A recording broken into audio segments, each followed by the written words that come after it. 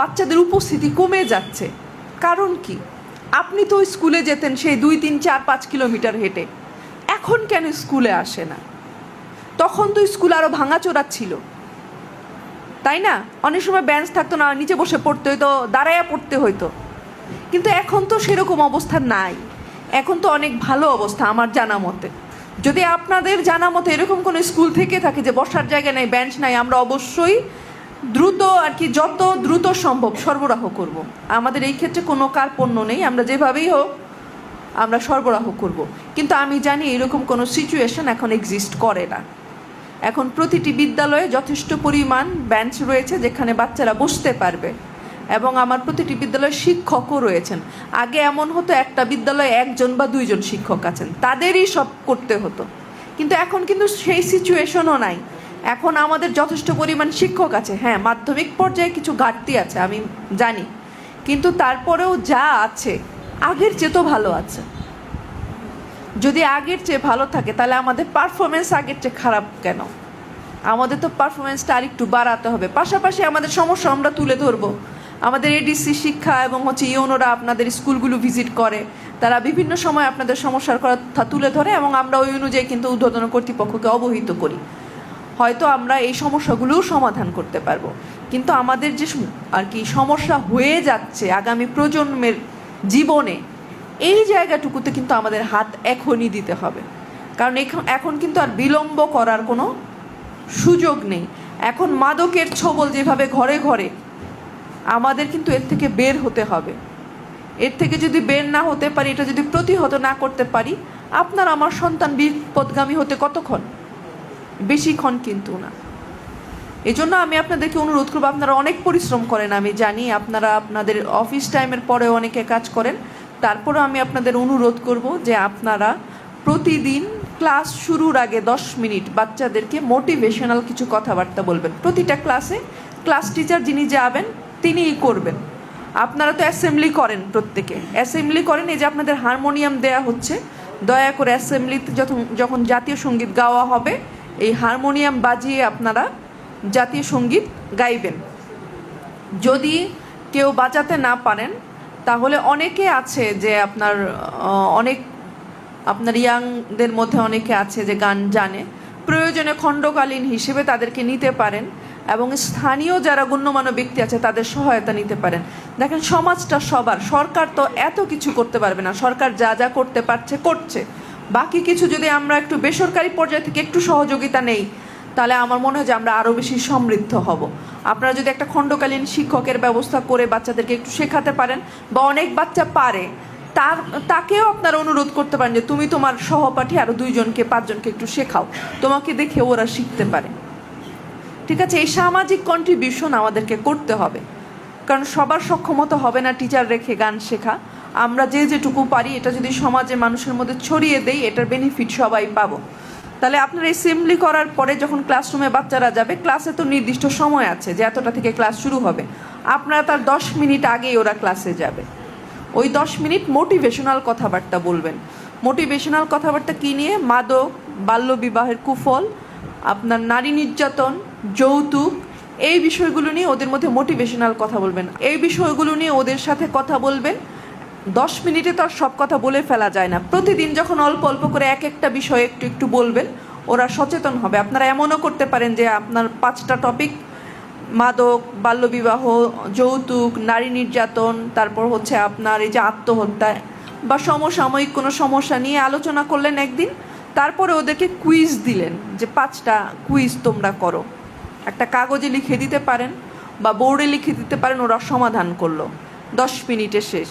পরের দিন আবার করতে পারেন দলীয় কাজ দিতে পারেন। দলীয় কাজ দিবেন, দল ভাগ করে দিবেন 2জন 4জন করে। ওদেরকে বলবেন আজকে তোমরা মাদকের কুফল নিয়ে নিজেরা আলোচনা করে তোমরা 5টা অপকারিতা লেখো। পরের দিন বলবেন তোমরা এইবার মাদকের কুফলগুলি দলে দলে আলোচনা করো। আপনি একদিনে হয়তো সবাই উপস্থাপন করতে পারবে না, একদিনে 1টা বা 2টা গ্রুপ দিলেন, পরে আবার 1টা 2টা গ্রুপ দিলেন, এরকম করে ক্রমান্বয়ে চলতে থাকবে। এতে করে কি হবে? একটা খারাপ জিনিসের কথা আপনি বারবার ওদেরকে বলতে থাকলে ওরা সচেতন হবে যে জিনিসটা খারাপ, আসলে এখান থেকে দূরে থাকতে হবে। আর বাচ্চারা তো ছোট, ওরা যখন দেখে যে খারাপ জিনিসের প্রচারণা বেশি, তখন এমনও হতে পারে যে একটুখানি কৌতূহলের বশে ওরা অনেক সময় অ্যাডিক্টেড হয়ে যায়। আমরা যখন ওদেরকে এই বিষয়গুলো বোঝাতে পারবো, জানাতে পারবো, আমি আশা করি যে কিছু হলেও কমবে। আরেকটা বিষয় হচ্ছে যে উপস্থিতির বিষয়টা। আমরা উপস্থিতি যদি এনশিওর না করতে পারি তাহলে আমাদের একটু অভিভাবক সমাবেশটা বাড়াতে হবে, অভিভাবকদের ডেকে একটু বোঝাতে হবে, বাচ্চাদেরকেও বোঝাতে হবে। দেখেন অনেক সময় দেখা যায় দারিদ্র্যের কষাঘাতে মা বাবা মনে করেন বাচ্চাটাকে বোধহয় কাজে দিলেই ভালো হয়। এটা কিন্তু ওনার সাময়িক উপশম হবে, কিন্তু ওনার বাচ্চাটার ভবিষ্যৎটা কিন্তু চিরতরে নষ্ট হয়ে গেল। এই বিষয়গুলো একটু বোঝাতে হবে যে অ্যাটলিস্ট একটা বাচ্চা যদি মাধ্যমিক পর্যায়টা পাশ করে, তারপর তাকে যদি একটা টেকনিক্যাল কাজ শিখিয়ে আপনি কাজে নামান, তাহলে তার ভবিষ্যৎটা ভালো হবে। কিন্তু এই ছোটোবেলায় যদি শিশু শ্রমে তাকে নামিয়ে দেন, তার মন থেকে তো মায়া মহব্বত সব উঠেই যায়, সে কঠিন হৃদয়ের অধিকারী হয়ে যায়, তখন সে আসলে আর ভালো মানুষ হইতে পারে না। কারণ ছোটোবেলা থেকে সে নির্যাতিত হয়, একজন নির্যাতিত মানুষের কাছে ভালো জিনিস আশা করাটা খুব কঠিন। এজন্য আপনাদেরকে অনুরোধ করব যে আপনারা আসলে সবাই পড়াশোনার ক্ষেত্রে সবাইকে সহযোগিতা করবেন। যদি এমন কোনো বাচ্চা থেকে থাকে যে সে ভর্তি ফি দেওয়ার অভাবে পড়াশোনা থেকে ঝরে পড়ছে বা স্কুলের বেতন পরীক্ষার ফি দিতে পারছে না, আপনারাও সহযোগিতা করবেন। যদি আপনারা না পারেন আমাদের সহযোগিতা নেবেন। আমরা চাই না যে এই কয়টা 1000, 2000, 3000 টাকার জন্য কোনো বাচ্চার পড়ালেখা বন্ধ হয়ে যাক। আমরা সর্বাত্মক চেষ্টা করব যে তাদেরকে সহযোগিতা করার জন্য। আর অন্যান্য বিষয়ের মধ্যে যেগুলো আমি বলতে চাই যে দেখেন আপনারা কিন্তু স্কুলে যে ক্লাসের আওয়ার, এটা হচ্ছে আপনার স্টিক যে এতটা থেকে এতটা পর্যন্ত 35-40 মিনিটের ক্লাস। আমরা প্রতি সপ্তাহে আপনার 1 বা 2 দিন সময় একটু বের করব, 1 ঘন্টা করে। 1 ঘন্টা আমরা বই পড়ার ক্ষেত্রে কাজে লাগাবো, যে বাচ্চারা লাইব্রেরিতে যাবে।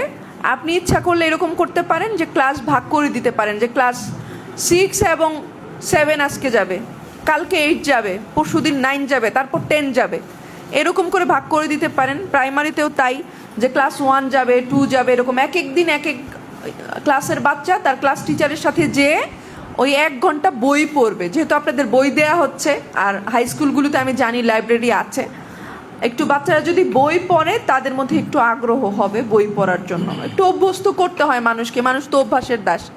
মানুষকে যদি একটু অভ্যস্ত করা হয়, আমার মনে হয় যে তারা বই পড়তে অভ্যস্ত হবে, একটু ডিভাইস থেকে দূরে থাকবে। এরপর আরও কি করতে পারি, আমরা সপ্তাহে একটা দিন ক্লাস ছুটির পর 1 ঘন্টা নিতে পারি সাংস্কৃতিক যে অনুষ্ঠান, এটার জন্য। যে আমরা বাচ্চাদেরকে বলতে পারি তোমরা প্রত্যেকের ক্লাসে ক্লাস টিচারদের বলতে পারেন যে কবিতা আবৃত্তি, নাচ, গান, যে যেটা পারে এরকম করে ক্রমান্বয়ে যদি প্রতি সপ্তাহে করেন, দেখবেন যে যে করে সে সবসময়ই করে, যে করে না সে চুপ করে বসে থাকে। তাদেরকে একটু উৎসাহ দেয়া যে তুমি করো, তুমি পারবে, এরকম করে। আবার অনেকের ঝোঁক থাকে না, অনেকের ঝোঁক থাকে খেলাধুলায়, তার জন্য খেলাধুলার ব্যবস্থা করলেন। সবাই কিন্তু এক প্রতিভা সম্পন্ন হবে না, জোর করে কিন্তু আমরা বলছি না যে জোর করেই তাকে গান শেখাবেন। যেমন আমার নিজের বাচ্চারা, আমার 1 বাচ্চা গান শিখতে চায় আর 2 বাচ্চা শিখতে চায় না, তারা অন্যদিকে, তারা হচ্ছে ড্রয়িং শিখতে চায়। তো আপনি বাচ্চার যেটা পছন্দ করে, খেলাধুলা পছন্দ করলে খেলাধুলা করবে ওই 1 ঘন্টা, আর সে যদি সাংস্কৃতিক অন্যান্য বিষয় চর্চা করতে চায় সেটা চর্চা করবে। তবে কিছু কিছু সময় বাচ্চাদের উৎসাহ দিলে যে করতে চায় না সে অনেক সময় করতে চায়। আমরা যেটা বলতে চাচ্ছি যে আমরা একটু উৎসাহিত করব, যদি সে করতে চায় আমরা তাকে সুযোগ করে দিব। আর হচ্ছে আপনার বাচ্চাদের কিছু দুর্বল বাচ্চা আছে আমাদের, এই দুর্বল বাচ্চাদের একটু আইডেন্টিফাই করতে হবে। তাদের জন্য অতিরিক্ত ক্লাসের ব্যবস্থা আমরা করতে পারি। আমাদের কিন্তু একটা নীতিমালা আছে মাধ্যমিক পর্যায়ে, যে দুর্বল বাচ্চাদের জন্য অতিরিক্ত ক্লাস নিতে পারেন এবং এজন্য সরকার নির্ধারিত একটা ফি আছে, সেই ফি কিন্তু আমরা নিতে পারি। আর হচ্ছে আমরা যদি ওদেরকে একটু সহযোগিতা না করি, আসলে তো ওরা ভালো মানুষ হতে পারবে না, সঠিক পথে আসতে পারবে না। এটা কিন্তু আমাদের নৈতিক দায়িত্ব। আমাদের কিন্তু ওদেরকে সহযোগিতা করতে হবে। আমরা শুধু ওদেরকে কোচিংমুখী না করে স্কুল যতটা দিতে পারে আপনারা চেষ্টা করবেন স্কুলে থেকে যাতে সে সর্বোচ্চ শিখতে পারে। আমাদের হচ্ছে হয়তো সিলেবাস অনেক বড় বড় ক্লাসে আমরা ফুল সিলেবাস কভার করতে পারি না, কিন্তু আমার উদ্দেশ্য হচ্ছে যেটুকু আপনি পড়াবেন এইটুকু যাতে অন্য কোথাও তাকে পড়তে না হয়, এটুকুই এমনভাবে পড়াবেন যাতে প্রতিটা বাচ্চা বুঝতে পারে, তার আন্ডারস্ট্যান্ডিং কাছাকাছি লেভেলের হয়, এইটুকু যাতে আমরা এনশিওর করি। আমরা প্রত্যেকেই সরকারি কর্মচারী, প্রত্যেকেই সরকারের আপনার এক্সচেকার থেকে আমরা বেতন নেই, এবং হচ্ছে আমরা সবাই হচ্ছে ট্যাক্স দেই। আমরা কিন্তু প্রত্যেকে সরকারি কর্মচারী ট্যাক্স দেই, জানেন কি না? আমরা সবাই কিন্তু ট্যাক্সের টাকা যেমন বেতন নিচ্ছি, আমরাই কিন্তু একমাত্র শতভাগ ট্যাক্স দিই। অন্য অনেকে কিন্তু অনেক বেশি উপার্জন করেও ট্যাক্স না দিয়ে থাকতে পারে, কিন্তু আমাদের কিন্তু সুযোগ নেই। আছে সুযোগ নাই, আমরা প্রত্যেকেই কিন্তু ট্যাক্স দিই। এই জন্য আমরা ট্যাক্সের টাকায় যে জিনিসপত্রগুলো আমরা কিনেছি, যে সামগ্রীগুলো, এগুলো যাতে যথাযথ ব্যবহার হয় এটা আমরা ইনশিওর করব। আমরা এটার যথাযথ ব্যবহার ইনশিওর করবো, কারণ এই প্রতিটা টাকা হচ্ছে আপনার আমার ট্যাক্সের টাকা। যাতে আমরা এটি ইউটিলাইজ করতে পারি, বাচ্চাদের কল্যাণে যাতে আমরা অবদান রাখতে পারি, সেভাবে আমরা কাজ করব। আমি বিশ্বাস করি যে আপনারা অনেক ভালো কাজ করেন এবং আজকের পর থেকে আরও দ্বিগুণ উৎসাহে আরও বেশি কাজ করবেন তো? ঠিক আছে, আমি সকলের জন্য শুভকামনা রেখে আমার বক্তব্য এখানে শেষ করছি। আল্লাহ হাফেজ।